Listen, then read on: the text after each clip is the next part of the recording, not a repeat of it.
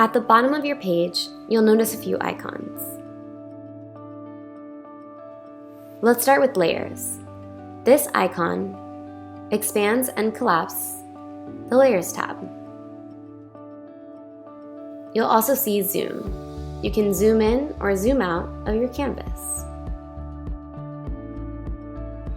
With lots of editing, you'll probably be doing some undoing and redoing. This icon allows you to see what the before looked like, and releasing it shows you the current design. When you click on the settings icon, you can show your grid on the canvas, align and snap, change the amount of rows and columns, and snap to grid. Under Workspace, you can view objects off canvas and auto center zoom.